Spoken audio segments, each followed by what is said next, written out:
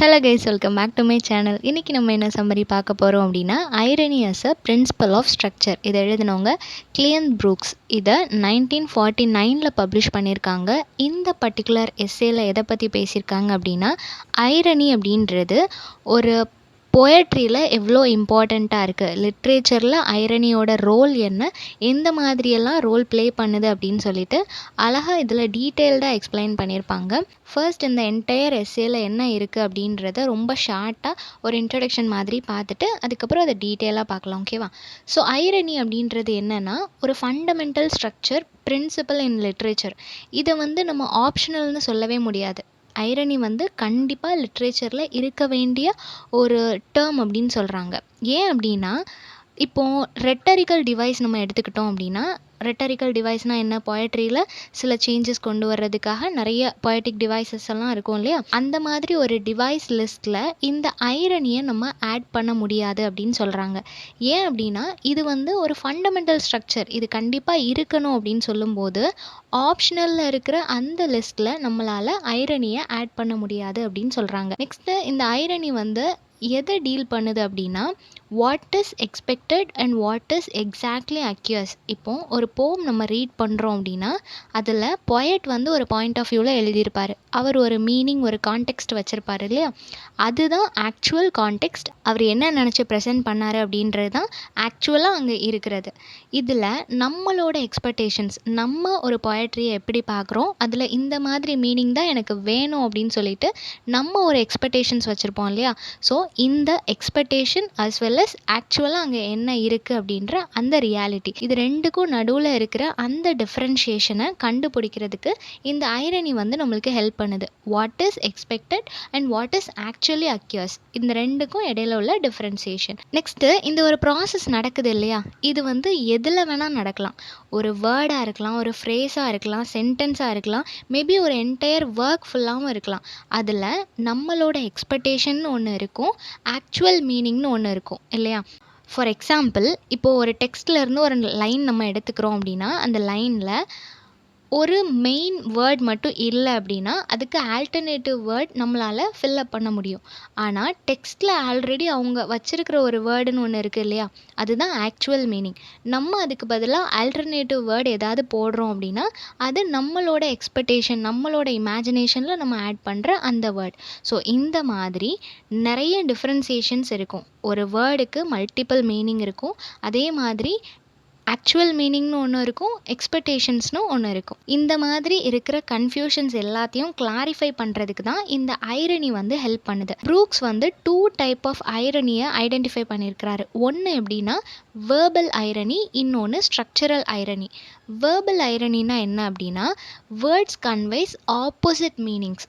இப்போது ஒரு வேர்டுக்கு ஆக்சுவல் மீனிங் அப்படின்னு ஒன்று இருக்கும், ஆப்போசிட் மீனிங் அப்படின்னு ஒன்று இருக்கும். இப்போ ஆக்சுவல் மீனிங் அப்படின்னு சொல்லும்போது ஒரு பர்டிகுலர் சிச்சுவேஷனை எக்ஸ்பிளைன் பண்ணுற விதத்தில் ஒரு ஸ்டேட்மெண்ட் கொடுத்துருக்காங்க அப்படின்னா அந்த ஸ்டேட்மெண்ட்டில் பர்டிகுலராக ஒரு வேர்ட் மென்ஷன் பண்ணியிருப்பாங்க இல்லையா, அந்த வேர்டுக்கு பதிலாக நம்ம ஏதாவது ஆல்டர்னேட்டிவ் வேர்ட் ஆட் பண்ணோம் அப்படின்னா மேபி அந்த பர்டிகுலர் ஸ்டேட்மெண்ட்டோட மீனிங்கே சேஞ்ச் ஆகிறதுக்கு நிறைய சான்சஸ் இருக்குது. ஏன்னா அதுக்கு முன்னாடி என்ன நடந்ததுன்றது நம்மளுக்கு தெரியாது, பேக்ரவுண்ட் எதுவுமே நம்மளுக்கு தெரியாது. ஜஸ்ட் அந்த சென்டென்ஸில் இருக்கிற அந்த வேர்டுக்கான ஆல்டர்னேட்டிவ் வேர்டை நம்ம போடுறோம். ஸோ ஈஸியாக ஒரு வேர்டுக்கான மல்டிபிள் மீனிங்கை நம்மளால் ரீப்ளேஸ் பண்ண முடியாது. அந்த சிச்சுவேஷன், அந்த பேக்ரவுண்ட் எல்லாமே தெரிஞ்சால் மட்டும்தான் ப்ராப்பராக நம்மளால் ரீப்ளேஸ் பண்ண முடியும். ஸோ இதை தான் வேர்பல் ஐரணி அப்படின்னு சொல்கிறாங்க. நம்ம ஒரு வேளை மாற்றி நம்ம சேஞ்ச் பண்ணிட்டோம் அப்படின்னா அதோட மீனிங்கே ஆப்போசிட் ஆகிறதுக்கு கூட சான்சஸ் இருக்குது. Next structural irony. ஸ்ட்ரக்சரல் ஐரணினா என்ன அப்படின்னா, மீனிங் கான்ட்ரடிக்ட்ஸ் எக்ஸ்பெக்டேஷன்ஸ். இப்போது நம்ம ஒரு போம் ரீட் பண்ணுறோம் அப்படின்னா நம்ம ஒரு எக்ஸ்பெக்டேஷன் வச்சுருப்போம், இது இந்த மாதிரி தான் இருக்கும், இந்த மாதிரி தான் இருக்கணும் அப்படின்னு சொல்லிட்டு நம்மளோட எக்ஸ்பெக்டேஷன் ஒன்று இருக்கும். பட் ஆக்சுவல் மீனிங் வேறு மாதிரி இருக்கும் இல்லையா. இதுதான் கான்ட்ரடிக்ஷன் அப்படின்னு சொல்கிறோம். நம்ம எக்ஸ்பெக்ட் பண்ணுறதுக்கும் அதுக்கு உள்ள ஆக்சுவல் மீனிங்கும் ரொம்ப டிஃபர் ஆகும்போது அங்கே ஒரு கான்ட்ரடிக்ஷன் வருது. இந்த கான்ட்ரடிக்ஷன் தான் ஸ்ட்ரக்சரல் ஐரணி அப்படின்னு சொல்கிறோம். நம்ம ஒரு போம் எழுதுகிறோம் அப்படின்னா, இல்லை எந்த ஒரு லிட்ரரி ஒர்க் எழுதுகிறோம் அப்படின்னாலுமே அதுக்கு ஸ்ட்ரக்சரல் ஐரணியை தான் எல்லாருமே ப்ரிஃபர் பண்ணுவாங்க. ஏன் அப்படின்னா ரைட்டர்ஸ் ஒரு பாயிண்ட் பாயிண்ட் ஆஃப் வியூவில் எழுதுவாங்க. ரீடர்ஸ் ரீட் பண்ணும்போது வேறு ஒரு பாயிண்ட் ஆஃப் வியூவில் அதை ரீட் பண்ணுவாங்க. ஸோ ஸ்ட்ரக்சரல் ஐரணி யூஸ் பண்ணோம் அப்படின்னா மட்டும்தான் இந்த கான்ட்ரடிக்ஷன் வந்து அங்கே க்ரியேட் ஆகும். இந்த மாதிரி கான்ட்ரடிக்ஷன் க்ரியேட் ஆகும்போது அது ஒரு ஷேப் கொடுக்கும். நம்மளோட என்டையர் ஒர்க்குக்கும் அது ஒரு டிஃப்ரெண்ட் கைண்ட் ஆஃப் மீனிங் கொடுக்கறதுக்கு நிறையவே சான்சஸ் இருக்குது.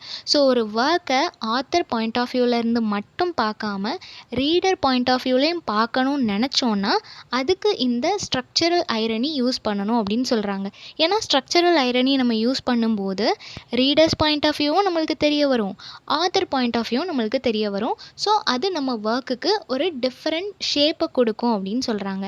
நெக்ஸ்ட்டு இந்த ஐரனியை வந்து நம்ம யூஸ் பண்ணுறோம் அப்படின்னா அது ஒரு காம்ப்ளெக்சிட்டி, நுவான்சஸ் இது எல்லாத்தையுமே ப்ரொவைட் பண்ணும். அட் த சேம் டைம் லிட்ரேச்சரோட ஒரு டெப்த்தாகவும் இருக்கும் அப்படின்னு சொல்கிறாங்க. அது மட்டும் இல்லாமல் ரீடர்ஸ்க்கு வந்து ஒரு பெரிய சேலஞ்சஸாக இருக்கும். என்ன அப்படின்னா எக்ஸ்பெக்டேஷன்ஸ். நம்ம ஒரு போமை எடுத்த உடனே ரீட் பண்ண உடனே நம்மளுக்கு ஒரு எக்ஸ்பெக்டேஷன் அது செட் பண்ணுது. இந்த மாதிரி தான் இது இருக்கும், இந்த மாதிரி இருக்கணும் அப்படின்னு சொல்லிட்டு நமக்குள்ளே நிறைய எக்ஸ்பெக்டேஷன்ஸை அது க்ரியேட் பண்ணுது. க்ரியேட் பண்ணதுக்கு அப்புறமா நம்மளை ஃபர்ஸ்ட் ரீடிங் நம்ம முடிச்சிருவோம், அதை ஃபுல்லாக ரீட் பண்ணிடுவோம். அந்த போமில் என்ன இருக்குது அப்படின்ட்டு நம்மளுக்கு ஒரு ஐடியா கிடச்சிரும். ஆனால் ஐரணி யூஸ் பண்ணி அந்த போம் எழுதியிருந்தாங்க அப்படின்னா ரீஎவாலுவேட் பண்ணுறதுக்கு அந்த போம் வந்து நம்மளை டெம்ப் பண்ணும் அப்படின்னு சொல்கிறாங்க. ஏன் அப்படின்னா இப்போது ஃபர்ஸ்ட் ரீடிங்கில் நம்மளுக்கு ஒரு அண்டர்ஸ்டாண்டிங் இருக்கும். ஐரணி யூஸ் பண்ணியிருக்கிறதுனால கண்டினியூஸாக நம்ம அகெயின் அண்ட் அகெயின் மீனிங் எல்லாமே சர்ச் பண்ணுவோம், ஆல்டர்னேட்டிவ் வேர்ட்ஸ் என்ன எல்லாத்தையுமே சர்ச் பண்ணுவோம் இல்லையா. ஸோ செகண்ட் டைம் ரீட் பண்ணும்போது அதோட மீனிங் சேஞ்ச் ஆகிறதுக்கு சான்சஸ் இருக்குது. ஸோ ஐரணி யூஸ் பண்ணியிருந்தாங்க அப்படின்னா எல்லா ஒர்க்கையுமே ரீஎவாலுவேட் பண்ண சொல்லி அது நம்மளை ஃபோர்ஸ் பண்ணும். நம்மளோட அசம்ஷனுமே சேஞ்ச் ஆகிறதுக்கு நிறைய சான்சஸ் இருக்குது. டிஃப்ரெண்ட் பெர்செப்ஷனில் ஒரு ஒர்க்கை பார்க்குறதுக்கு இது நம்மளுக்கு ஹெல்ப் பண்ணுது அப்படின்னு சொல்கிறாங்க.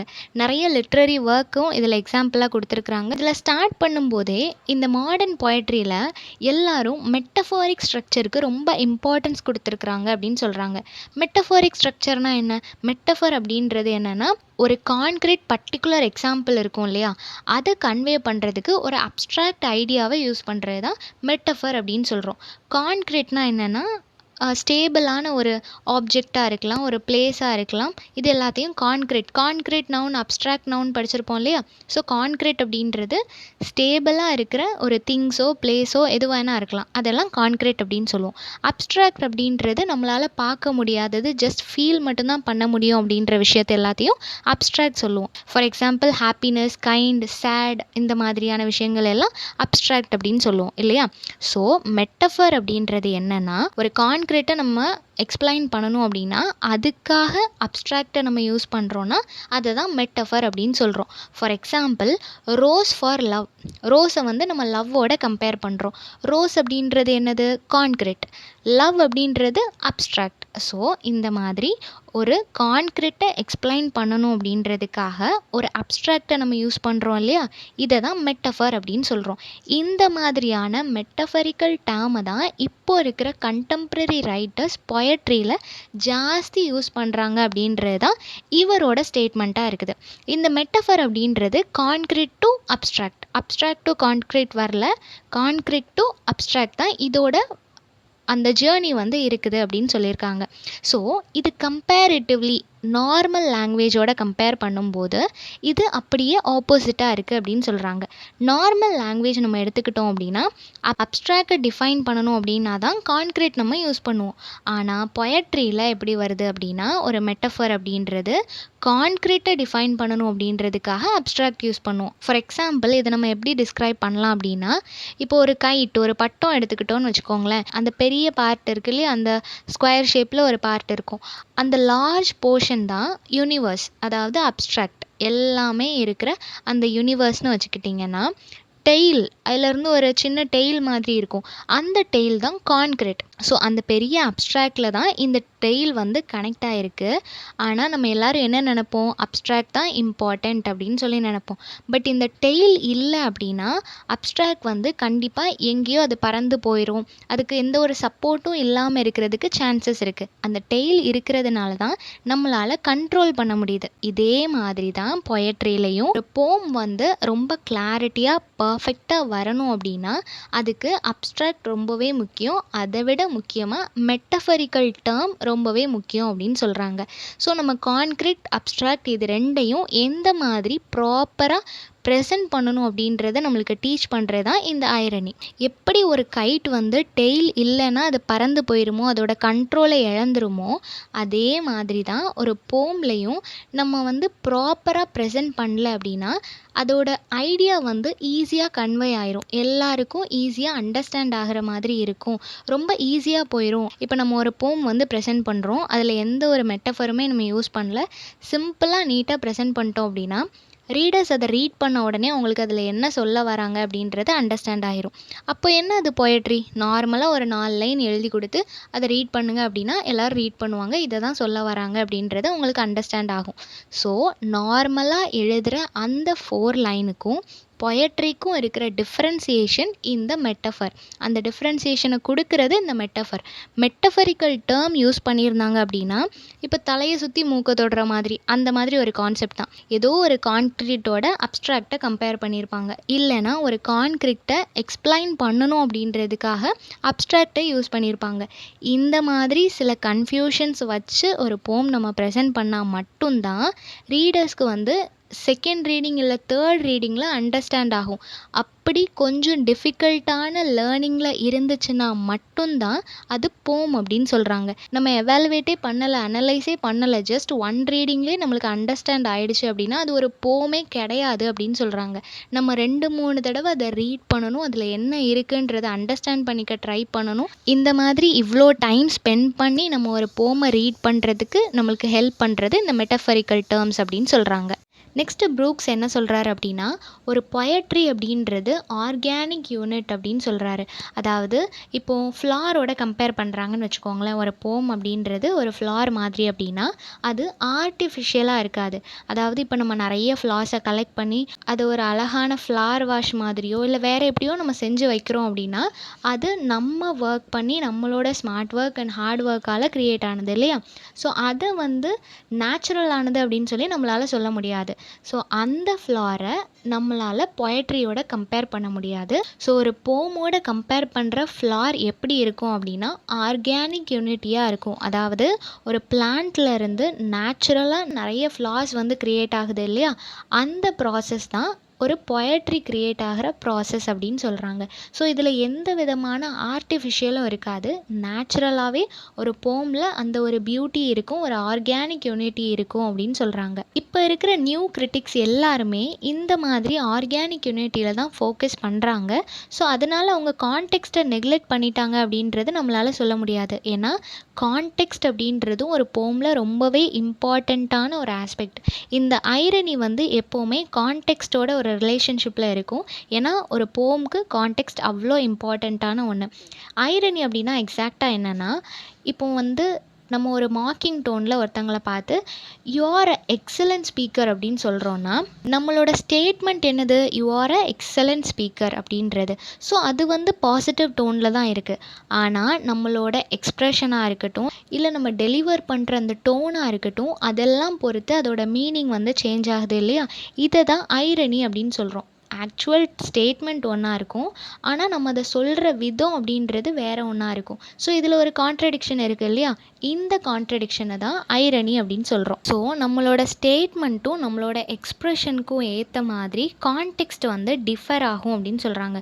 ஸோ கான்டெக்ஸ்ட் தான் நம்ம எந்த மாதிரி மீனிங்கில் பேசுகிறோம் அப்படின்றத எக்ஸாக்டாக டிசைட் பண்ணுது. ஸோ இந்த கான்டெக்ஸ்ட் அண்ட் ஐரணி இது ரெண்டையும் நம்மளால் செப்பரேட் பண்ணவே முடியாது. ஸோ ஒரு கான்டெக்ஸ்ட் தான் ஒரு ஸ்டேட்மெண்ட்டில் எந்த மாதிரி மீனிங் இருக்கணும் அப்படின்றத டிசைட் பண்ணுது அப்படின்னு சொல்கிறாங்க. இதுக்கு ஒரு எக்ஸாம்பிளாக ஷேக்ஸ்பியரோட கிங் லியர்லேருந்து ஒரு லைன் கொடுத்துருக்குறாங்க. ரைப்பன்ஸ் இஸ் ஆல் அப்படின்னு சொல்லியிருக்காங்க.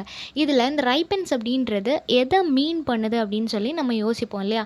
நம்ம நிறைய இடத்துல சர்ச் பண்ணுவோம், அதோட எக்ஸாக்ட் மீனிங் என்னவா இருக்கும் அப்படின்னு சொல்லிட்டு நிறைய சர்ச் பண்ணுவோம். plenty ஆஃப் சிமிலர் மீனிங்ஸ் கிடைக்கும், சினானிம்ஸ் கிடைக்கும். அதில் எந்த பர்டிகுலர் சினானிம் இதுக்கு செட் ஆகும் அப்படின்றது ஜஸ்ட் அந்த ஸ்டேட்மெண்ட்டை மட்டும் ரீட் பண்ணால் நம்மளுக்கு தெரியாது. அதுக்கு முன்னாடி என்ன நடந்துச்சு, அதுக்கப்புறம் என்ன நடக்க போகுது, அந்த பர்டிகுலர் ஸ்டேட்மெண்ட் சொன்ன பர்சனோட மென்டாலிட்டி அந்த டைமில் எந்த மாதிரி இருந்துச்சு, இது எல்லாம் நம்மளுக்கு தெரிஞ்சாதான் அதுக்கான எக்ஸாக்ட் மீனிங், ஆல்டர்னேட்டிவ் மீனிங்கை நம்மளால் அப்ளை பண்ண முடியும். ஸோ இந்த அளவுக்கு ஒரு ப்ராசஸ் இருக்கும்போது நம்மளால் அவ்வளோ ஈஸியாக ஈஸியாக கான்டெக்ஸ்டில் சேஞ்சஸ் பண்ணிட முடியாது. ஸோ ஒரு கான்டெக்ஸ்ட்டை பொறுத்து தான் மீனிங் இருக்குது அப்படின்றத சொல்கிறாங்க. ஸோ கான்டெக்ஸ்ட் அப்படின்றது தான் ஸ்டேபிளானது, மற்றது எல்லாமே அன்ஸ்டேபிளாக தான் இருக்கும். ஸோ ஒரு கான்டெக்ஸ்ட் தான் ஒரு ஸ்டேட்மெண்ட்டுக்கு வந்து ஒரு ஷேப் கொடுக்குது. எக்ஸாக்ட் மீனிங் வந்து அந்த கான்டெக்ஸ்ட்டில் தான் இருக்கும் இல்லையா? ஸோ அதை ரீட் பண்ணி நம்மளுக்கு ஒரு கிளாரிட்டி கிடைச்சதுக்கப்புறம் தான் அந்த ஸ்டேட்மெண்ட்டுக்கே ஒரு ஷேப் கிடைக்கும் அப்படின்னு சொல்கிறாங்க. அதை நம்ம கரெக்டாக அண்டர்ஸ்டாண்ட் பண்ணிக்கல அப்படின்னா அந்த மீனிங்கே சேஞ்ச் ஆகிறதுக்கும் நிறைய சான்சஸ் இருக்குது அப்படின்னு சொல்கிறாங்க. ஸோ ஒரு poetry, most of the poetry வந்துட்டு இந்த கான்டெக்ஸ்ட்டை பேஸ் பண்ணி தான் இருக்கும். அது ஒரு ஐரனியாக தான் இருக்கும் அப்படின்னு சொல்கிறாங்க. ஐரனி இல்லை அப்படின்னா அது ஒரு பொயட்ரியாகவே இருக்க முடியாது அப்படின்னு சொல்கிறாங்க. ஸோ சில டைப் ஆஃப் ஐரனிஸ் கொடுத்துருக்குறாங்க. Tragic irony, self irony, playful irony etcetera. இந்த மாதிரி நிறைய ஐரனிஸ் இருக்குது. இதில் ஏதாவது ஒரு ஐரனி நம்ம யூஸ் பண்ணல அப்படின்னா கண்டிப்பாக அது ஒரு ப்ராப்பர் பொயட்ரியாக வராது அப்படின்னு சொல்கிறாங்க. எல்லாமே ஐரனியாக இருக்கும் அப்படின்னும் சொல்லிட முடியாது. சில ஸ்டேட்மெண்ட் வந்து ஐரனி இல்லாமல் இருக்கலாம் அப்படின்னு சொல்கிறாங்க. அது என்ன மாதிரி ஸ்டேட்மெண்ட் அப்படின்னா மேத்தமெட்டிக்கல் ஸ்டேட்மெண்ட். பித்தகோரஸ் தியரம் இருக்குது இல்லையா? அதில் எல்லாமே இந்த ஐரன் யூஸ் பண்ணியிருப்பாங்க அப்படின்றத நம்மளால் சொல்ல முடியாது. ஏன்னா அது எல்லாமே எக்ஸாக்ட் கான்டெக்ஸ்ட்டாக தான் இருக்கும். அதில் நம்ம எந்த விதமான ஆல்டர்னேட்டிவ் சேஞ்சஸ்லாம் எதுவுமே நம்மளால் பண்ண முடியாது. ஸோ அந்த தியரம் எல்லாமே ஒரு ஃபிக்ஸ்டு கான்டெக்ஸ்ட்டாக மட்டும்தான் இருக்கும் அப்படின்னு சொல்கிறாங்க. நெக்ஸ்ட்டு இந்த பொயட்ரி எல்லாமே ஒரு கன்னோட்டேஷனை பேஸ் பண்ணி இருக்குது அப்படின்னு சொல்கிறாங்க. எந்த அளவுக்கு கான்டெக்ஸ்ட் ஒரு போமில் முக்கியம்னு சொல்கிறாங்களோ அதே அளவுக்கு முக்கியம் இந்த கன்னோட்டேஷன்ஸும். இப்போ ப்ரூக்ஸ் என்ன சொல்கிறாரு அப்படின்னா மாடர்ன் கிரிட்டிசிசமில் எல்லாருமே இந்த ஐரனிக்கு ரொம்ப இம்பார்ட்டன்ஸ் கொடுக்குறாங்க, ஓகே தான். பட் சம்டைம்ஸ் பார்க்கும்போது அவங்க இதுக்கு ரொம்ப டூ மச் இம்பார்ட்டன்ஸ் கொடுக்குற மாதிரியும் தோணுது அப்படின்னு சொல்கிறாங்க. ஸோ டோவர் பீச் அப்படின்னு சொல்லப்படுற மேத்யூ அர்னால்டோட ஒரு ஒர்க்கை மென்ஷன் பண்ணியிருக்கிறாங்க. அதில் நெய்தர் ஜாய் நார் லவ் இந்த மாதிரி நெகட்டிவிட்டியை சொல்கிற மாதிரி ஒன்றுமே இல்லாத அப்சர்டிட்டியை பற்றி சொல்கிற மாதிரியான ஒரு ஒர்க்காக இருக்குது.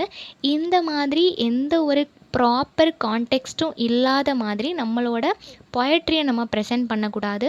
அதில் ஒரு ப்ராப்பரான கான்டெக்ஸ்ட் அண்ட் கன்னோட்டேஷன்ஸ் இருக்கணும் அப்படின்றதையும் சொல்கிறாரு. நம்ம இப்போ ஒரு போம் ரீட் பண்ணுறோம் அப்படின்னா நம்மளுக்கு பிளென்டி ஆஃப் கொஷின்ஸ் வரும் இல்லையா? அந்த போமை யார் எழுதினாங்க, என்ன மாதிரியான மைண்ட் செட்டில் எழுதியிருக்கிறாங்க, ஆத்தர் பாயிண்ட் ஆஃப் வியூ என்ன, ரீடர் பாயிண்ட் ஆஃப் வியூ என்ன, இதோட எக்ஸாக்ட் மீனிங் என்ன, எக்ஸ்பெக்டேஷன் மீனிங் என்ன, இந்த மாதிரி நிறைய கொஷின்ஸ் வரும் இல்லையா? ஸோ இந்த மாதிரியான கொஷின்ஸ் எல்லாத்துக்கும் ஆன்சர் பண்ணுறது தான் இந்த கான்டெக்ஸ்ட். கான்டெக்ஸ்ட்டை வந்து நம்ம ப்ராப்பராக ரீட் பண்ணோம் அப்படின்னா அது வந்து நம்மளுக்கு நிறைய ஐடியாஸை வந்து வெல்கம் பண்ணும். ஆப்சன்ஸ் ஆஃப் ஐடியாஸ் நிறைய இருக்கும். சில ஒர்க்கில் எல்லாமே options of ideas, options of elements நிறையவே இருக்கும், ஆப்போசிட் எலமெண்ட் இருக்கும். இது எல்லாத்தையும் எந்த அளவுக்கு ஒரு ஒர்க் அக்செப்ட் பண்ணிக்குது அப்படின்றது ரொம்பவே முக்கியம். ஒரு ப்ராப்பரான ஒர்க் கண்டிப்பாக எல்லா ஐடியாஸ், எல்லா தாட்ஸ் அண்ட் இமேஜினேஷன்ஸ் எல்லாத்தையும் அக்செப்ட் பண்ணுற மாதிரி தான் இருக்கும் அப்படின்னு சொல்கிறாங்க. இன்னொரு எக்ஸாம்பிள், இன்னொரு லிட்ரரி ஒர்க் என்ன கொடுத்துருக்காங்க அப்படின்னா வேஸ்ட்லேண்ட் அப்படின்ற ஒரு ஒர்க் இருக்குது இல்லையா? நிறைய பேரோட ஸ்டோரி சொல்கிற மாதிரி இருக்கும். ஆனால் அதுலேயுமே நிறைய ஆப்சன்ஸ் ஆஃப் மீனிங் இருக்கும். அந்த ஆப்சன்ஸ் ஆஃப் மீனிங் எல்லாமே இர்ரெலவெண்ட்டாக இருக்கலாம். ஆனால் அது எல்லாத்தையுமே ஒன்றா அரேஞ்ச் பண்ணி வேஸ்ட்லேண்ட் அப்படின்ற ஒரு ஒர்க்கை நம்மளுக்கு கொடுத்துருக்குறாங்க. நிறைய கான்ஃப்ளிக்ட் இருக்கும், நிறைய இர்ரெலவெண்ட் ஐடியாஸ் இருக்கும், ஒரு ப்ராப்பரான ஸ்ட்ரக்சர் இல்லாத மாதிரி இருக்கும். பட் அது எல்லாத்தையும் நீட்டாக அரேஞ்ச் பண்ணி ஒரு ப்ராப்பர் ஒர்க்காக நம்மளுக்கு ப்ரெசென்ட் பண்ணியிருக்காங்க. இதை தான் ஐரனி அப்படின்னு சொல்கிறோம். நிறைய கான்ட்ரடிக்ஷன்ஸ் இருக்கும், நிறைய காம்ப்ளெக்ஸ் ஐடியாஸ் இருக்கும். இது எல்லாத்தையுமே எப்படி அவங்க அரேஞ்ச் பண்ணுறாங்க அப்படின்றதுல தான் இருக்குது. ஐரனி அப்படின்றது ஒரு ஸ்டேபிலிட்டியை வந்து க்ரியேட் பண்ணுது. எவ்வளோ காம்ப்ளெக்ஸ் இருந்தாலுமே அதை எப்படியாவது அரேஞ்ச் பண்ணி அன்ஃபிட்டாக இருக்கிற ஐடியாஸை கூட ஃபிட்டாக ஸ்டேபிளாக கொண்டு வர்றது தான் இந்த ஐரனி அப்படின்னு சொல்கிறோம். வேஸ்ட்லேண்டில் நிறைய கன்ஃபியூஷன் இருந்தாலும் அதை ஒரு ப்ராப்பரான ஸ்ட்ரக்சராக கொண்டு வந்தாங்க இல்லையா? இதுக்கு ஒரு பெஸ்ட் எக்ஸாம்பிள் என்ன அப்படின்னா ஆர்ச். ஒரு ஆர்ச் நம்ம கட்டுறோம் அப்படின்னா ரெண்டு ஆப்போசிட் சைட்லேயுமே நம்ம ஒரு வால் பில்ட் பண்ணுறது ஈஸி தான். ஈஸியாக அதில் வந்து பிரிக்ஸை வச்சு நம்ம கட்ட ஸ்டார்ட் பண்ணிடுவோம். ஆனால் மேலே இருக்கிற அந்த போர்ஷன் இருக்குது இல்லையா, கொஞ்சம் வளைஞ்சு வரும் இல்லையா, அந்த போர்ஷன் கட்டுறது ரொம்பவே டிஃபிகல்ட்டாக இருக்கும். நம்ம வந்து அதில் பிரிக்ஸ் வைக்கிறோம் அப்படின்னா அது கீழே விழுந்துருமோ அப்படின்ற ஒரு ஃப்ரஸ்ட்ரேஷன் நமக்குள்ளே இருந்துகிட்டே இருக்கும். அந்த ஒரு ஃப்ரஸ்ட்ரேஷன் தான் ஒரு பொயட்ரியை நம்ம எழுதும் போதோ இல்லை ஒரு பெஸ்ட் ஒர்க்கை நம்ம எழுதும் போதோ நம்மளுக்குள்ளே இருக்கும் அப்படின்னு சொல்கிறாங்க. ஏன்னா நம்ம நிறைய காம்ப்ளெக்ஸ் ஐடியாஸை வந்து அதுக்குள்ளே ப்ரெசென்ட் பண்ணுவோம். அது எல்லாத்தையும் எந்த அளவுக்கு பர்ஃபெக்டாக நம்ம அரேஞ்ச் பண்ணுறோம் அப்படின்றது தான் இருக்குது. ஸோ அப்படிப்பட்ட அந்த டிஃபிகல்ட்டான ஒர்க்கை ஈஸி ஆக்குறது தான் இந்த ஐரணி யூஸ் பண்ணும்போது எவ்வளோ காம்ப்ளெக்சிட்டிஸ் இருந்தாலும் எல்லா ஆப்சன்ஸ் அண்ட் இர்ரெலவெண்ட் ஐடியாஸையும் ரெலவெண்ட் ஐடியாஸாக மாற்றி கொடுக்கறது, ஒரு ஸ்டெபிலிட்டியை க்ரியேட் பண்ணுறது இந்த ஐரணி அப்படின்னு சொல்கிறாங்க. ஸோ ஒரு பிரின்சிபல் ஆஃப் சப்போர்ட்டை இந்த ஐரணி வந்து எல்லா பொயட்ரிக்கும் ப்ரொவைட் பண்ணுது.